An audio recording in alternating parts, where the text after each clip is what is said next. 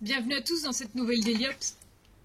Ok, ça faisait un petit temps que j'avais plus fait une Dailyops en tant qu'elle, mais j'ai posté d'autres vidéos, donc vous n'avez pas été laissés sans rien. J'avais quand même quelques trajets en stock que je voulais vous montrer, et donc on va commencer avec celui-ci. Je ne sais pas encore en combien de vidéos je vais les couper, mais voilà, il se peut que pendant 2 ou 3 Dailyops ce soit le même thème, mais pas les mêmes trajets. Donc voilà. Alors donc là je suis sur ma tournée de flyers et subtilité du jour, c'est que j'ai dû l'inverser. D'habitude je commence par Kuckelberg Anderlecht et là j'ai dû commencer par Schaerbeek et Vert parce que j'avais une livraison après sur Forêt Saint-Gilles vers 11h du matin, quelque chose comme ça, parce que ça n'ouvrait pas avant et faire le sens habituel, ben, j'étais là 2 heures trop tôt. Du coup, inversion du trajet. Et du coup, ça crée des situations que je n'ai pas d'habitude et des sens de trajet un peu différents parce qu'il y a certaines rues que je prends pas ou des choses comme ça. Et du coup, c'est assez intéressant de vous montrer ça. Alors que je pars de Evere, donc la maison communale d'Evere, et jusqu'à la maison communale d'Etterbeek. Mais il est 9h du matin quand je commence à rouler, au lieu de 11h30, 11h45, voire même parfois midi quand j'arrive à Evere. Du coup, il y a une dynamique complètement différente dans la ville. Ça reste toujours un jeudi. Donc là, on est sur la même journée de la semaine. C'est le même type de trafic, on va dire, et tout ça. C'était début juin, donc c'était pas encore les vacances ou des choses comme ça. Et du coup, je me fais la belle piste du boulevard Léopold II, Léopold III, je sais plus c'est quel Léopold, dans l'autre sens. Alors, ce sens-ci est a priori plus sympathique parce que c'est le faux plat qui descend. Mais c'est pas non plus dramatique de le faire en montée. Il y a moins d'arbres. Qu'est-ce que ça change? Bah, quand il fait super chaud, t'es quand même content de faire 2 km, 3 km à l'ombre et pas en plein soleil. Alors, du coup, comme il est quand même 9h du matin, il fait pas encore non plus pétant chaud, mais c'est arrivé ces dernières semaines qu'il y a déjà 21 degrés à 6h du matin. Donc ça aurait très bien pu me cramer n'importe quoi, mais ce n'était pas le cas. Là, je viens de faire une traversée de carrefour qui n'est pas optimale. Tout simplement, soyons honnêtes, c'est une très belle piste, les aménagements sont très intéressants, mais il faut toujours céder le passage aux voitures dans le carrefour. On a la piste cyclable à côté du passage piéton, donc le code de la route dit que le piéton est prioritaire, donc la voiture s'arrête, mais on a forcé les cyclistes à céder le passage aux voitures. Alors que si les voitures cèdent déjà le passage pour les piétons, pourquoi est-ce qu'elles ne peuvent pas céder le passage pour les cyclistes aussi ? Donc là, j'ai eu de la chance, au deuxième passage, la voiture m'a laissé passer, parce que souvent, en fait, ça se résume à ça, quand je suis à des horaires pas trop hors de pointe ou sortie de magasin, parce que par là, au carrefour, il y a le grand carrefour, justement, et d'autres magasins, et donc, s'ils sont tous excités, vous oubliez pour passer, et il faut céder le passage. Donc voilà, c'est un très bel aménagement sur une commune qui est assez cyclable, mais ils auraient quand même pu aller faire céder le passage pour les voitures, quoi. Dire, ça va de pair avec les piétons, donc enfin bon, voilà, c'est un peu micmac, mais intéressant quand même, et moi je passe à des horaires où c'est pas trop problématique, mais je sais qu'il y a des gens qui passent là, et c'est le bordel à chaque fois, et qui perdent du temps parce qu'il faut laisser céder le passage, quoi. Et alors la piste est très sympathique aussi, sauf que parfois, enfin, je vais dire parfois, mais il n'y en a pas 20 000 non plus, je vais arriver sur la sortie de piste. Et la sortie de piste est un peu étroite. Et d'ailleurs, la piste ici, le cycliste qui m'a dépassé juste avant, ça passe tout juste, quoi. Je me suis légèrement rabattue sur la droite et lui passe. Donc j'ai quand même le vélo cargo. Mais si j'avais une remorque, le mec il passait pas. Et si j'avais une remorque, là, ça devenait un peu skiff, quoi. Parce que déjà, le vélo cargo, j'ai tourné un peu bizarre. J'étais diagonale, mais en même temps, il fallait pas que l'arrière chope les poteaux à droite et en même temps que l'avant ne chope pas les poteaux. Bon. Les poteaux à l'avant, ils étaient souples, donc j'aurais pu peut-être pousser un peu dedans, mais les poteaux à l'arrière, c'est la grille, quoi. Il y a déjà assez de rayures sur le vélo comme ça, on va pas en rajouter. Donc voilà, ça c'est un point qu'on a signalé de notre côté à Bruxelles Mobilité, parce qu'ils nous avaient demandé où est-ce qu'il y avait des spots, c'était pas très pratique pour les vélos cargo, qui plus est vélo cargo avec remorque. Mais ça, c'est un des coins, t'oublies quoi, ça tourne trop étroit. Et d'ailleurs, même je crois, un cycliste en vélo normal, il doit franchement bien ralentir, plutôt que de pouvoir garder son élan et continuer sur sa trajectoire, quoi. Et d'ailleurs, niveau spot, pas très pratique pour les vélos cargo, sur le boulevard Lambermont, qui est là-bas un peu plus loin, pareil, dès que tu arrives à un feu, c'est pas une ligne droite, on a un peu comme ici, ça tourne, ça te fait un espèce de S, mais comme il y a une bordure, tu freines pas, c'est franchement casse-gueule, alors qu'ils avaient qu'à continuer la ligne 3, ça n'aurait rien changé pour les feux. Il y a de toute façon les feux des deux côtés, donc voilà. Mais bon, alors ici c'est toujours très comique parce qu'on se retrouve, à gauche on a le tram et le bus, et à droite on a la rue, et il n'y a pas vraiment de différence de couleur, donc la première fois que j'étais là, genre je sais pas trop si je peux, j'ai suivi la piste, et en fait oui c'est tout à fait la piste, elle est là. D'ailleurs, je me tape un embouteillage à 9h15 du matin. Oui, bon mais c'est bien, hein. Par contre, ils sont pas bien mis les cyclistes, hein, parce que s'il y a un cycliste qui arrive de la gauche, parce que son feu à lui est vert, bah, ils étaient tous dans le chemin. La règle qui dit qu'on s'engage pas dans un carrefour si on sait pas le dégager, pour moi elle est valable pour les cyclistes aussi. Donc entre cyclistes, voilà, faites gaffe quand vous êtes au croisement avec une autre piste, bah, laissez quand même toujours le passage. Et moi d'autant plus avec le bullet, je sais que je suis plus longue, et donc parfois on a l'impression de dire mais pourquoi elle n'est pas arrêtée au feu? Parce que si je m'arrête au feu, derrière ça passe plus. Et comme j'ai pas, moi je trouve ça très énervant de devoir faire, allez, c'est pas un détour mais un zigzag pour éviter un cycliste qui est au feu. Ben, j'essaye de pas le faire aux autres, même si parfois tu y penses ça forcément quand c'est le soir, que tu rentres, t'es fatigué, tu dis oh, bon, tant pis. Mais voilà, c'est je pense typiquement au canal à Outrepont. Si moi je me mets devant mon feu, ben, dans l'autre sens ça passe pas. Et dans l'autre sens, ça passe très très vite. Parce qu'on a notamment ben, les speed pédélec, les gens qui rentrent. Et quand il y a un paquet de cyclistes là-bas, c'est 15. C'est 15 d'un coup qui arrivent soit en mode ultra pépouze et donc ils ont le temps de regarder, soit c'est des gars qui rentrent chez eux très très vite, surtout les speed pédélec, et du coup bah ils sont là genre what. Mais bon, voilà, petit aparté. Et on arrive à notre très cher et bien aimé place Mézère, pardon, qui en fait c'est pas... Enfin... Voilà, il y a une bande bus sur l'extérieur, donc les vélos, maintenant on est à l'abri. Le truc, évidemment, c'est que y a tous les kékés qui rentrent et qui sortent. Donc ce jour-là, ça passait easy peasy, mais qu'est-ce qu'il y a devant moi? Un bus. Et quand tu as un bus devant toi, bah, ça dégage passablement bien l'itinéraire. Hein. Et parce que sans bus, il faut s'imposer un peu plus. Et en général, je vidais mon klaxon air comprimé juste en passant place Mézère. Parce que ben, les gars qui montent, rien à foutre, j'ai le temps de passer devant un vélo, sauf qu'ils doivent traverser la bande bus. Et puis s'ils se jettent et que tu as une bagnole qui arrive, ben, ils sont à l'arrêt sur la bande bus, donc ils n'avaient pas le temps de traverser. Et ceux qui sortent, le rétroviseur ou tourner la tête, on sait bien que ça n'existe pas, ça ne sert à rien, n'est-ce pas? Et donc c'est toujours un peu chaotique aussi. Et alors en plus, rajouter à ça, quand on fait le croisement avec la chaussée de Louvain, si c'est bloqué chaussée de Louvain, mais c'est pas grave, hein, moi je vais avancer, hein, rien à foutre, même si tu bloques la bande, alors que quand bah, t'arrives à vélo et que tu vas aller tout droit, bah, tu fais quoi? Tu lui passes sur le capot? Ça serait chouette, hein, et intéressant à essayer, mais le bullet est un peu lourd.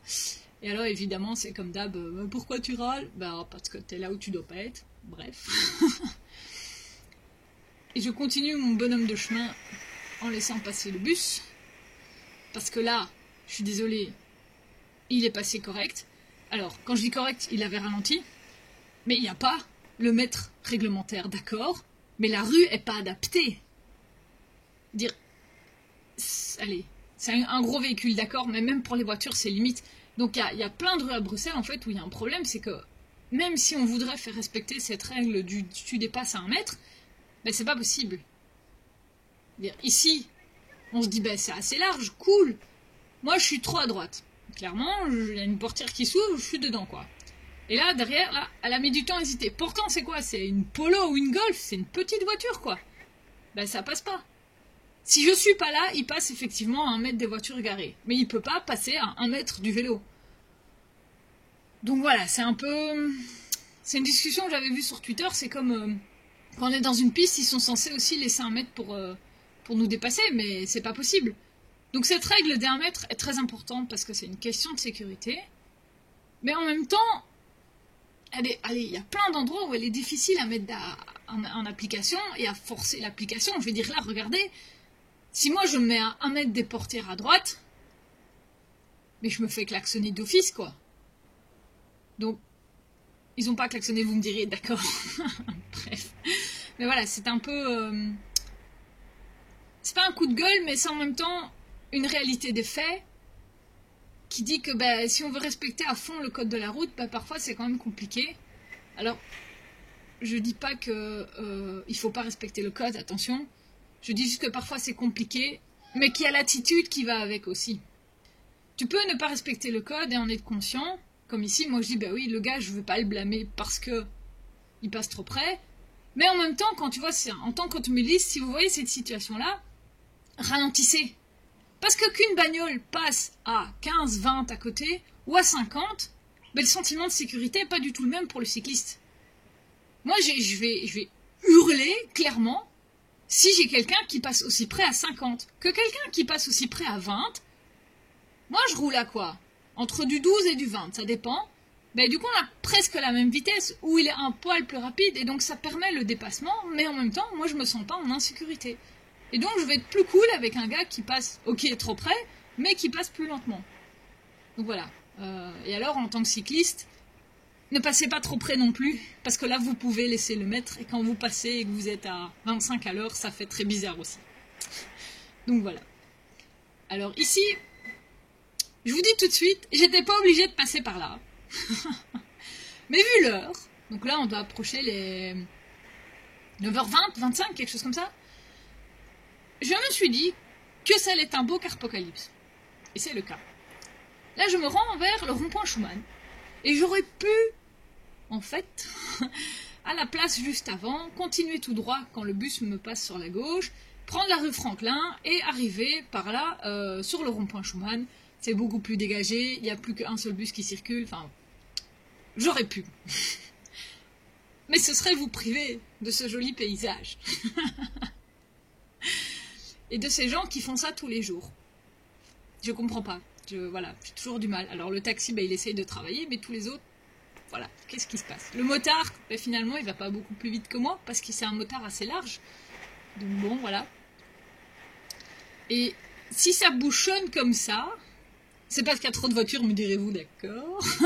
Mais aussi, c'est parce que, de un, on arrive sur le rond-point Schumann, avec 3 bandes, pour ensuite, ils sont tous rabattus, en tout cas ceux qui veulent aller à droite, ils sont rabattus sur la rue de la Loi, sur une bande, 2 bandes, je sais plus, on va vérifier après sur la vidéo.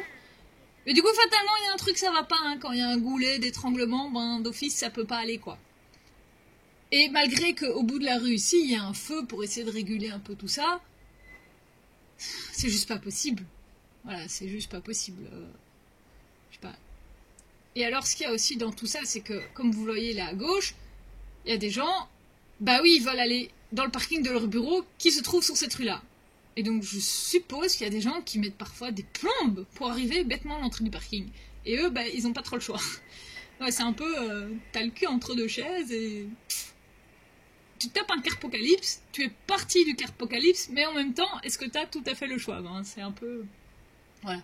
Alors ici, moi par contre, je commence à regarder pour changer de bande parce que dans le rond-point, moi je vais vouloir aller à gauche. Et donc, il faut que je chope une bande à l'intérieur parce que sinon, là, moi, je vais être perdu. Enfin, je vais perdre du temps. Je suis pas perdu, pas encore. Perdre du temps parce que voilà, pouf, la grise, elle était tout à gauche, mais elle veut prendre une des bandes pour aller à droite sur la rue de la Loi. Et donc, vérification, rue de la Loi, ils se rabattent sur une bande et un petit rouette. Donc, on va passer de 3 voies à 1 voie, bah, ça se fait pas tout seul. Et moi, là, je vais quitter Schumann. Alors oui, j'ai pas utilisé la piste qui est sur l'extérieur, mais en même temps, utiliser la piste, c'est risquer de se faire écraser par tous ceux qui veulent tourner rue de la Loi. Et c'est une grosse perte de temps. Alors ça, c'est la rue qui va mener... D'habitude, en fait, je passe à gauche, dans la rue qui est derrière. Donc c'est l'avenue de la Joyeuse Entrée à gauche. C'est celle où je me suis déjà fait raser les moustaches plein de fois, mais qui est interdite dans ce sens-là. Donc, c'est pour ça que j'ai pas le choix d'aller jusqu'au rond-point Schumann et de prendre celle-ci pour aller sur l'avenue d'Oderghem avec un petit bus de touristes qui va... bah lui, tu vois, la règle, tu t'engages pas dans le carrefour si tu sais pas le dégager, rien à foutre, ou il la connaît pas. Au choix, je dirais qu'il en a rien à foutre. Et du coup, bah voilà, c'est comme la petite voiture grise à gauche. Ah, finalement, il se dit qu'il reculerait peut-être bien un petit peu parce que ça passe pas terrible, mais il est sur le passage piéton. Les piétons qui passent, bah... Aïe aïe aïe, caramba. Et donc toi, t'es toujours là, ton feu, tu rigoles, mais le temps passe, le bus n'avance pas et ton feu te devient vert. Ah ben, il faut te faufiler derrière pour arriver à passer, quoi. Et alors après, ici, on est sur l'avenue d'Oderghem qui monte et qui descend pas mal. Et dans ce sens-ci, c'est piste cyclable des deux côtés qui se transforme en voie de bus à partir de là.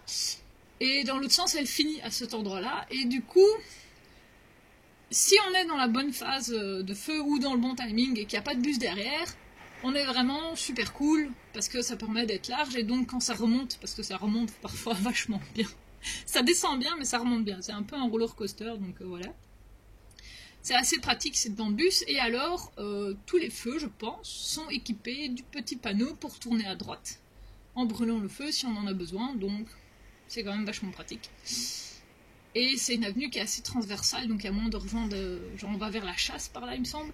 Et donc voilà, il y a moins de couper dans Bruxelles de façon assez sympathique, sans trop se fatiguer. Et le revêtement est bon, c'est pas des pavés comme au centre-ville, donc voilà. Et bien avec tout ça, c'est la fin de la vidéo. J'espère qu'elle vous aura plu. Je vais essayer de boucler mon planning entre guillemets de vidéos. Et en tout cas les préparer pour avant que je parte en vacances, comme ça elles seront publiées même si je suis pas là. Et donc voilà. A plus, c'est prudence sur la route, hein.